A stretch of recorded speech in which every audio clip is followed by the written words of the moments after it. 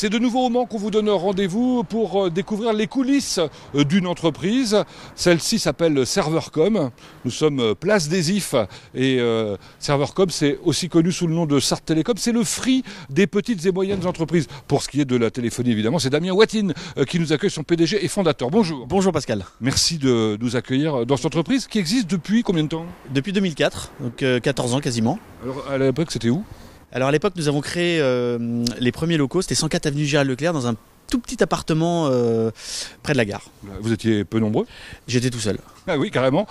Ça a grossi progressivement? Oui, puisque cette année, enfin en fin 2017, nous étions 65 collaborateurs pour un chiffre d'affaires de 20 millions d'euros. Incroyable, non? Un peu plus de 20 millions d'euros. Alors, Voilà. on va pénétrer dans les locaux pour voir ce qu'on y fait. Et ça commence fort, regardez, si c'est pas technologique, c'est quoi ça? C'est un accès biométrique, ça évite de perdre ses clés, puisque je peux ouvrir la porte d'entrée avec mon doigt. Génial, non? Ah, on retrouve un lieu connu. Oh, ça a changé, c'est beaucoup plus clair. Oui, on a changé un petit peu la déco. Bon, c'était un restaurant. C'était le restaurant Le Beaulieu. Voilà. Faut le dire, beau restaurant au Mans. Alors, on est sartois là, parce que je vois qu'il y a des voitures. Il y a des voitures, c'est de la déco un petit peu locale, puisque les 24 heures du Mans, forcément. Moi, je suis sabolien d'origine, et donc j'ai grandi avec ça. Alors, je vois qu'il y a aussi des vieux téléphones. Ah tiens, il y en a même un ici. Bonjour mesdames. Bah oui, ça c'est juste pour rappeler le métier. Pour la déco, et puis pour rappeler que les technologies évoluent très vite. Merci de vous installer là 30 secondes, juste pour me raconter quand même comment vous avez fait, parce que vous l'avez dit il y a un instant, vous avez développé extraordinairement la société. Il y a une idée qui est venue à un moment, en 2004? Oui, il y a plusieurs choses. La première, c'est qu'il y avait une révolution technologique qui allait arriver, c'est l'arrivée de la téléphonie sur IP pour les entreprises. Ça n'existait pas. Et puis c'est une question de rencontre. J'ai rencontré des gens à Paris qui m'ont éveillé à cette idée-là. Et donc on s'est lancé, l'idée c'était de lancer pour les entreprises sartoises très tôt de leur service de proximité avec un interlocuteur unique, quoi. Un interlocuteur unique qui leur permettrait d'avoir accès au travers un seul guichet et une seule facture, l'intégralité de leur service télécom pour l'entreprise, qui à l'époque souvent nécessitait jusqu'à 5 interlocuteurs. Ouais. Donc un seul interlocuteur, une seule facture, un guichet unique et des technologies tout à fait nouvelles pour les entreprises sartoises. Voilà, 100% sartois, c'est quand même fabuleux. Bon, on va essayer de découvrir, parce que c'est toujours compliqué, le télécom, le plus simplement possible. Avec votre directeur technique, je crois. Merci, à tout à l'heure. À tout à l'heure.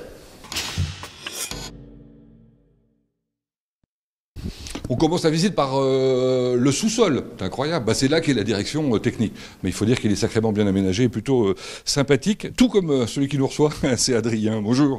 Bonjour. Vous êtes le directeur technique. C'est ça. Bon, donc Servercom. Servercom qui a quoi comme activité? Alors on est opérateur télécom. Qu'on appelle aussi opérateur réseau. Alors c'est quoi un opérateur télécom? Un opérateur télécom, c'est une entreprise qui va délivrer du service téléphonie, accès à Internet à des clients, et nous on est spécialisé dans les clients entreprises. Oui, c'est-à-dire que vous pouvez offrir à peu près les mêmes services qu'un énorme opérateur comme, je sais pas, je vais citer Orange, parce que c'est le plus connu évidemment en France, du plus simple au plus sophistiqué.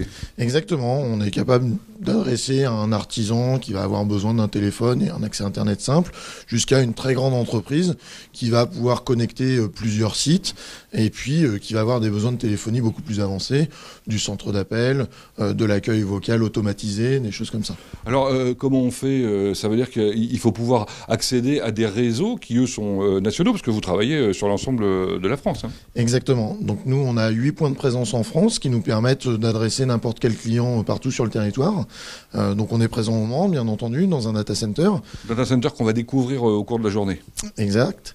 Et donc on est présent aussi sur la région à Tours, Nantes, Angers, Quimper. On a 2 points de présence à Paris et un dernier à Lyon. Alors évidemment, vous parlez de présence, pour vous c'est une évidence, mais ça veut dire quoi présence? Ça veut dire que vous avez des appareils qui sont connectés à des câbles, des fibres? C'est ça, on a des équipements qui s'appellent des routeurs sur lesquels on va raccorder nos clients, donc soit en cuivre, soit en fibre, en fonction des liens d'accès qu'ils vont avoir chez eux, ADSL, SDSL ou fibre optique. Alors, les besoins, j'imagine, évoluent avec le temps. Vous savez toujours répondre à ces nouveaux besoins. Vous êtes souple, vous êtes agile pour trouver des solutions? Alors, c'est notre objectif, effectivement. Hein. Le but, c'est notre infrastructure évolue en permanence. Les dernières évolutions ont eu lieu en fin d'année dernière, pour permettre d'absorber des capacités réseau supérieures, donc avec l'augmentation des débits des accès Internet. Et puis pareil sur la téléphonie, on fait évoluer notre infrastructure de téléphonie tous les mois quasiment pour apporter des nouvelles fonctionnalités. Alors on entend qu'il y a des hackers qui attaquent le Pentagone, etc., ou des choses incroyables.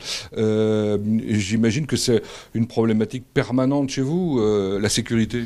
Oui, c'est une préoccupation permanente, effectivement, parce que nul n'est à l'abri d'une attaque. Donc l'objectif, c'est d'avoir une solution la plus sécurisée possible. Donc déjà, tous nos équipements sont doublés. Et puis, on a de la sécurité anti-fraude sur la partie téléphonie, parce que c'est vraiment le cœur du sujet dans la téléphonie. Et on a aussi toute une sécurisation sur la partie accès Internet pour proposer des accès Internet sécurisés à nos clients. Ça s'annonce passionnant. Merci beaucoup. On va découvrir point par point, à l'étage probablement, les différents postes qui permettent d'accéder justement à la résolution de toutes ces problématiques. On a changé de bâtiment. On a monté de 3 niveaux pour découvrir des Fat Boys, c'est des fauteuils d'enfer, et des Bolki, un jeu. Plutôt sympa cette société. Et tout ça pour découvrir le service ingénierie. Bonjour, Emmanuel. Vous en êtes le responsable. Alors c'est quoi l'ingénierie chez ServerCom ? Alors l'ingénierie, c'est le service qui permet de maintenir et de faire évoluer notre réseau informatique pour nos clients. Alors le réseau dont il était question tout à l'heure, c'est-à-dire les serveurs qu'on a dans les data centers ? Tout à fait. Comment on les fait évoluer ? Qu'est-ce qu'on leur fait ? Parce que voilà, quand ils sont neufs, ils sont neufs. Ouais, alors le principe, c'est d'apporter des nouvelles fonctionnalités pour nos clients et donc de les maintenir pour faire en sorte qu'ils soient toujours à la pointe et stables. D'accord. Nouvelles fonctionnalités, ça veut dire quoi ? Un service de téléphonie, c'est relativement simple, a priori, et puis l'Internet, c'est de l'Internet ? Oui, alors il y a des nouveaux services qui font leur apparition, notamment on a une forte demande sur l'enregistrement des communications, pour l'aspect qualitatif et également pour l'aspect policier. Les policiers, on comprend qualitatif, j'imagine que c'est dans le cadre d'études, ça répond évidemment, à des normes et des réglementations bien précises. Exactement. Bon. Combien vous avez de clients ou de postes ou de numéros d'appel ? Alors de téléphone, on en a 15 000 sur la plateforme au niveau national. Vous les connaissez tous un par un ou quasiment ? C'est impossible. Mais en tout cas, ils peuvent vous appeler, vous dire j'ai un problème, qu'est-ce que vous pouvez faire ? Oui, parce qu'en quelques secondes, on peut retrouver leur poste téléphonique de chaque client. Vous avez entendu en quelques secondes. On va faire le test tout de suite alors, puisque LMTV est chez CERT Télécom. Donc vous allez retrouver mon poste. Oui, par vous faites comment ? Par votre nom au prénom ou numéro de téléphone. Ah, tout simplement. Tout simplement. Et là, qu'est-ce qu'on vous y découvrez ? On peut voir tout l'historique de vos appels téléphoniques, mais également en cas de problème, on peut déterminer où se situe le problème, simplement par un outil de monitoring. Là, par exemple, vous m'avez appelé, je crois, il y a quelques minutes. J'ai fait un petit test il y a quelques minutes, donc en appelant votre ligne directe, et on arrive ici à voir tout le cheminement de l'appel, et également s'il y a un problème, de retrouver tout le flux de l'appel téléphonique pour déterminer où est le problème. Et grâce à ça, le corriger, bien évidemment. Merci Emmanuel. Merci à vous. On se retrouve tout à l'heure, justement dans le data center dont on a parlé, Sartel. Mais avant, on va aller voir avec un développeur comment on développe ces services. C'est curieux comme terme. Hein. Bon, on y va. Ah, ça n'est pas un développeur, c'est une ingénieure. Bonjour Florence. Bonjour. Alors Florence, vous êtes ingénieure informatique et réseau. Ça fait combien de temps que vous travaillez ici ? Donc ça fait 7 ans que je suis dans la société. Ouais. Et vous êtes la plus ancienne dans le service là ? Oui, effectivement, et on est un service de 7 personnes. Alors c'est un service développement. C'est le développement en informatique. Bon, il a quelle importance par rapport à la téléphonie ? Comment ça s'organise ? Alors la téléphonie, c'est la partie qui est réseau, donc c'est-à-dire tout ce qui est technique.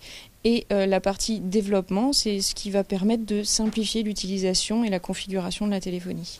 Notamment pour les gens de la société, bien évidemment, mais aussi pour les clients. Vous êtes en train de travailler, je crois, sur un projet depuis plusieurs années et qui va continuer à demander encore quelques années pour être parfaitement complet et opérationnel. Oui, le projet s'appelle Atlas. À la base, c'est un outil de facturation. Et les développeurs vont rajouter des fonctionnalités qui vont permettre à nos commerciaux et nos techniciens d'utiliser aussi l'outil. Et Atlas va devenir donc l'outil unique et la seule interface pour nos clients, nos revendeurs et nos équipes.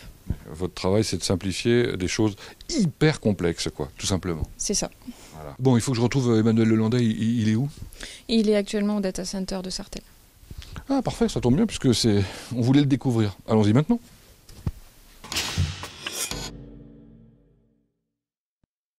C'est Fornox ici, c'est ultra sécurisé. Faut montrer patte blanche ou alors bonbonne verte. Bonbonne verte ici, vous savez ce que c'est? C'est de l'asphyxiant. L'asphyxiant, c'est pour éteindre le feu, enlever tout l'oxygène au cas où il y ait le feu ici. Ultra sécurisé, je le disais. Et on retrouve Emmanuel qui est en train de faire quelques branchements sur... Comment ça s'appelle ça? Sur notre baie informatique, notre baie opérateur chez Sartel. Ah d'accord, c'est la baie qui est là. Au pied de la baie, on voit des grilles, là, il y en a partout. Ouais, c'est le système d'aération, de ventilation qui permet de rafraîchir les équipements. Alors ces équipements, il ne faut pas que ça tombe en panne, évidemment jamais. Il doit y avoir des coupures de courant de temps en temps. Jamais. On a plusieurs arrivées électriques et chaque équipement a des redondances au niveau de ses propres alimentations. Donc un équipement comme celui-ci possède 4 alimentations différentes. Alors ça, c'est votre dernière acquisition. Hein. Exactement, c'est les derniers routeurs qu'on a déployés au mois de décembre et qui permettent à nos clients de leur fournir des débits plus importants. Pour savoir que ça vaut une fortune. Ça vaut plusieurs centaines de milliers d'euros l'équipement, effectivement. Quand même. Bon ben voilà. Alors tout ça, il faut que ça fonctionne parfaitement pour que le reste des services... les services production puissent produire les clients. C'est ce qu'on va découvrir maintenant. On refait un bond vers la place des Ifs. Nous voici revenus place des Ifs dans ce magnifique open space où ça travaille très très sérieusement. On va voir comment on monte un projet. Ben oui, parce qu'on va voir un chef de projet. Bonjour. Bonjour. C'est Timothy, je crois. Timothée, votre prénom. Oui, c'est ça. Alors c'est quoi un projet? Comment ça s'organise? Alors du coup, ça commence déjà par l'aspect commercial, donc l'aspect prix, etc. Les services qui sont vendus, et ensuite les projets arrivent donc au service production, où moi je vais vraiment faire l'interface donc entre les commerciaux et les équipes techniques pour mener à bien le déploiement. Ils peuvent être plus ou moins complexes, j'imagine, ces projets. Oui, tout à fait, oui. Et quand c'est complexe, vous rencontrez les clients vous-même, par exemple? Oui, donc selon les types de projets, on fait des réunions de lancement de projet, on vérifie différents éléments pour mener à bien le projet. On en a un, par exemple, que j'ai découvert sur votre bureau, de Sogec Group, qu'on connaît bien ici au Mans. Alors Sogec Group, on voit qu'il y a plusieurs implantations un peu partout en France. Oui, c'est ça. Alors quel était le besoin? C'était déjà un client, je crois. Oui, alors donc Sogec était client chez nous déjà depuis 2013. Historiquement, donc ils avaient donc un service de téléphonie chez nous et un accès internet, on va dire simple. Récemment, on les a fait évoluer donc vers une solution MPLS, donc c'est un réseau privé multisite. D'accord, ça veut dire qu'ils sont tous raccordés sans passer par le truc public, quoi, en quelque sorte. Et ceci grâce au fait aussi qu'ils ont tous leurs serveurs regroupés au même endroit, d'où on vient en fait chez Sartel. Exactement, donc ils ont leurs serveurs qui sont hébergés chez un autre prestataire chez Sartel, avec lesquels on s'est interconnecté de façon à faire communiquer donc le réseau dont je vous ai parlé, le réseau privé de Sogec, avec leurs serveurs, de façon sécurisée, sans passer par Internet. Alors, sécurisé, c'est pour ça qu'il y a 2 lignes à chaque fois. On voit qu'il y a 2 lignes à chaque fois, enfin de liaison.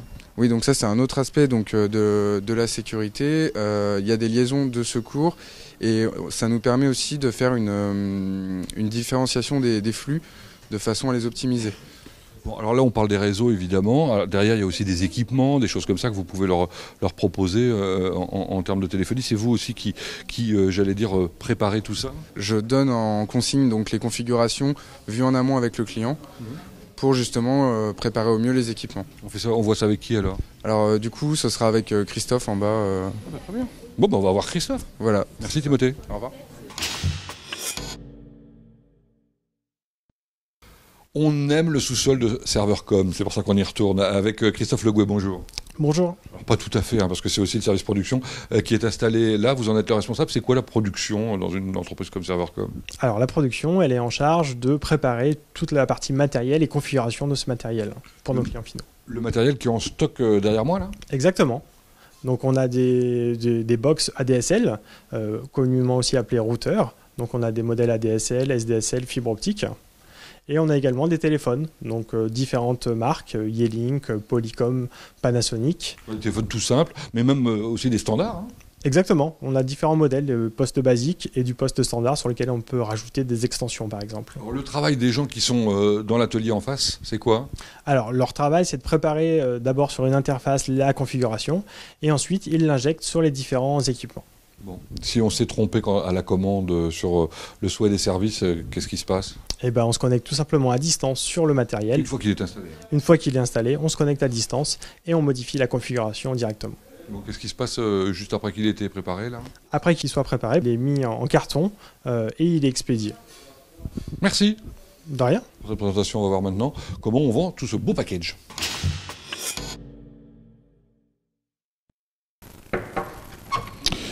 Pardon, excusez-moi de vous déranger, bonjour. Oh, quelle jolie salle, vous êtes bien installé. Vous êtes en réunion marketing et commercial ? Exactement, on est en réunion marketing commercial, on est en train de parler des futures actions qu'on va mener sur nos territoires. Alors vous êtes Juan Culati ? Oui, je suis Juan Culati, responsable du marketing opérationnel. Voilà. Je vous laisse présenter vos collègues. Accompagné de Noëlla Langlais, qui est commercial, et de Rodolphe Martineau, qui est également commercial.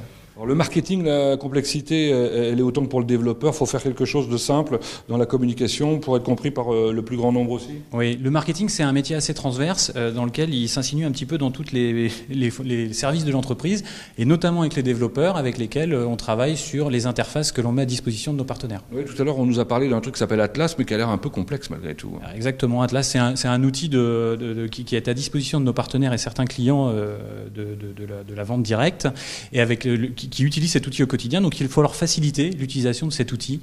Et donc il y a un travail de fond réalisé par le marketing et la communication pour rendre plus ergonomique cette partie-là.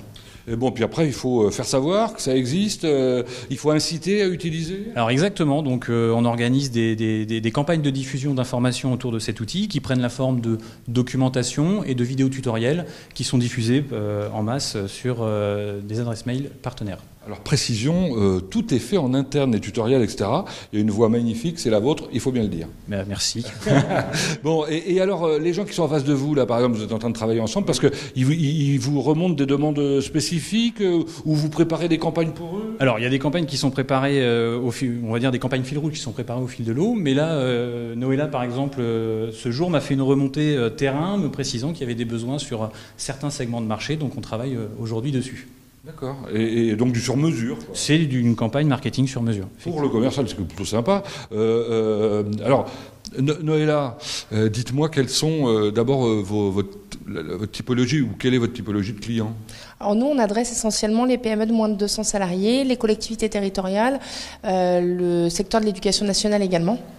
Est-ce que vous mettez en avant, pour faire la différence avec les mastodontes que vous avez en face de vous quand même ? Je dirais la proximité, le made in local. Ça veut dire quoi la proximité concrètement ? Ça veut dire qu'on est au Mans, qu'on a le service production qui est au Mans, le service client qui est au Mans, qu'on peut... Le contact est plus facile ? Ah oui, c'est beaucoup plus simple, oui, c'est sûr. On est sûr d'avoir un interlocuteur, si on appelle Sart Télécom pour la marque Sart Télécom ici ? Beaucoup plus rapidement que chez les mastodontes de la téléphonie, oui, c'est certain.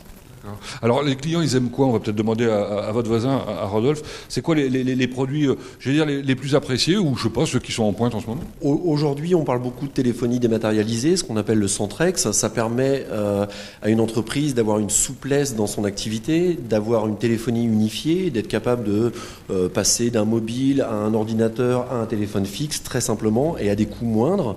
L'intérêt aussi de notre offre, c'est qu'on est multi-opérateur. On va être capable de proposer des solutions où que vous soyez en France, et ce, très simplement. Bon. Et à des conditions intéressantes, parce qu'on vous a comparé à Free d'une certaine manière. On sait que Free, c'est très abordable. Alors, ça reste abordable. Notre force, c'est de faire des solutions sur mesure. Donc, on est capable d'aller précisément vers le besoin du client et de ne pas ajouter des choses qui n'auraient pas été nécessaires. On n'a pas forcément des produits packagés et je pense que c'est une force en soi. La souplesse. Exactement, la souplesse. Très bien. Merci pour cette présentation. Je vous laisse continuer votre travail. On est entre midi et deux. Il travaille entre midi et deux. Il faut le savoir. Merci. Merci à vous. Nous sommes dans une salle un petit peu étonnante. D'abord en sous-sol. C'est une salle de réunion, toute vitrée. Et c'est là où ont lieu les réunions commerciales. De manière un peu virtuelle de temps en temps, comme aujourd'hui avec Didier Bernodin. Bonjour. Bonjour à vous. Didier Bernodin, vous êtes le responsable commercial de la société ? Absolument, je suis en charge de la direction commerciale de Servercom depuis 8 ans maintenant. Alors ça représente quoi le service commercial ? Alors le service commercial, c'est 11 commerciaux, 4 basés au Mans en charge de la vente directe et 7 basés sur le territoire national dédiés à la vente indirecte. Alors de la vente directe, on en a parlé il y a un tout petit instant. Parlons maintenant de la vente indirecte. Vente indirecte, ça veut dire quoi ? Ça veut dire qu'il y a un intermédiaire ? Absolument, il y a un intermédiaire entre nous et l'utilisateur final. Ce sont des revendeurs, des distributeurs qui achètent à Servercom et qui revendent ensuite à leurs clients. Donc vous êtes une sorte de marque blanche, on peut dire ? Absolument, on propose des solutions en marque blanche. La marque blanche signifiant que nos distributeurs peuvent revendre nos produits sans forcément utiliser la marque Servercom et donc utiliser la leur propre. Et ils peuvent revendre tous vos produits d'ailleurs? Absolument, toutes nos offres, tous nos services sont à la disposition de nos distributeurs. Bon, c'est un énorme développement, je crois, en ce moment, la vente indirecte chez vous, chez Servercom. Absolument, depuis qu'elle a été mise en place, elle stimule vraiment le développement de Servercom. L'année dernière, ça a été plus de 40% de progression et cette année démarre aussi sur les mêmes auspices. Exceptionnel. Merci. Vous êtes dans le sud en ce moment, c'est ça? Absolument. Je vous parle depuis Cognac, où les conditions météorologiques m'ont obligé de rester, mais avec l'outil de vidéoconférence, comme si j'étais avec vous. C'est QFD, ce qu'il fallait démontrer. Merci Didier. Merci beaucoup.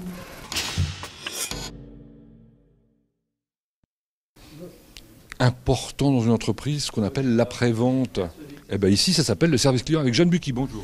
Bonjour. Vous en êtes la responsable. Ça représente quoi le service client ici? Le service client, c'est l'équipe chez Servercom qui va être en charge de répondre à toutes les demandes de nos clients sur leurs services qui sont livrés. Vous êtes combien? On est actuellement 12 personnes. Donc vous répondez par téléphone. Il y a des gens qui travaillent de l'autre côté des vitres. Oui, c'est ça. On a une équipe qui collecte les informations et qui sert d'aiguillage dans l'entreprise. Et puis ensuite, on a des techniciens qui viennent réparer, répondre techniquement aux questions. Alors, ce qui est formidable, c'est que pour surveiller tout ça, vous avez un tableau de bord énorme, magnifique, et grâce à des codes couleurs, vous comprenez tout de suite. On aborde le réseau là sur les lignes bleues. Bleu, ça veut dire que tout roule, quoi. Là, tout va bien actuellement. C'est la météo. C'est la météo de notre réseau qui nous permet d'anticiper d'éventuelles actions pour rendre un meilleur service possible à nos clients. Quand ça va pas, c'est rouge? Quand ça va pas, c'est jaune d'abord, mais effectivement. Alors, au-dessus, on a la liste des clients et de leurs demandes. Et aussi, en fonction d'un code couleur, on sait si c'est urgent ou pas. C'est ça. On a toutes les demandes qui arrivent au fil de l'eau de la part de nos clients. Et puis, on identifie par un code couleur les services qui sont dits plus critiques. Donc, vous avez le rouge, le jaune, service moins critique, avec moins de garantie. Et puis, le bleu qui va concerner plus des demandes de paramétrage, des questions diverses. Et le vert que j'ai aperçu tout à l'heure mais qui a disparu, c'est quoi? Alors le vert également nous indique la présence d'un technicien sur site, donc il faut qu'on puisse capitaliser rapidement sur sa présence pour mener des actions. Alors, c'est lui qui est devenu jaune d'après moi, donc il va falloir aller vite là-dessus. Dernière question, vous avez énormément de clients, combien? Alors actuellement on a un peu plus de 10 000 clients. Plus de 17 000 sites clients installés. Ça génère combien d'appels ça génère par jour en moyenne 200 appels. Wow. Et on traite 1500 demandes par mois. Donc il faut être efficace. Il faut être effectivement efficace. Et tout ça avec le sourire. Ben voilà, on a presque terminé la visite de l'entreprise, mais avant de rencontrer Damien pour le saluer, ça m'intéressait de rencontrer le directeur juridique. Bonjour Charles. Bonjour. Bonjour. Alors Charles, vous êtes le responsable juridique de la société, vous occupez un peu des ressources humaines. En matière de ressources humaines, c'est riche ici, un esprit start-up, on peut dire ça? Tout à fait, un esprit dans lequel on essaye de conserver une grande agilité, une grande flexibilité et une polyvalence de nos salariés. Bon, on a vu qu'il y avait beaucoup de gens jeunes, des gens qui savent partager leurs connaissances, puisque vous avez aussi des alternants. Tout à fait, c'est un mode de formation auquel on croit beaucoup, dans lequel on investit et qui nous a donné d'excellents résultats. On sait aussi que vous êtes en plein développement, plus 40% sur une partie de votre activité, ce qui est quand même énorme. Ça veut dire que vous êtes en recrutement permanent? Ah, tout à fait. Nous, la campagne de recrutement, c'est 365 jours par an. Et à ce titre, on essaye de trouver des profils qui vont bien s'intégrer à l'équipe et qui vont nous apporter à la fois des connaissances et à la fois des compétences supplémentaires. Alors c'est quoi, dans quel domaine? Par exemple, on a vu qu'il y avait des ingénieurs en informatique. Tout à fait, ingénieurs réseau, développeurs. C'est vraiment des profils qui sont devenus assez rares, donc dans lesquels on doit aussi investir pour leur proposer des conditions de travail, j'allais dire, qui soient sympathiques et optimales. J'imagine des commerciaux aussi. Tout à fait, c'est la force de vente et la force de vie de l'entreprise. C'est un sujet sur lequel on investit beaucoup et dans lequel on croit beaucoup et on a vraiment, je crois, une très belle équipe de ce point de vue. Merci pour cette présentation rapide, comme toutes les autres d'ailleurs. Allez, on va chercher Damien.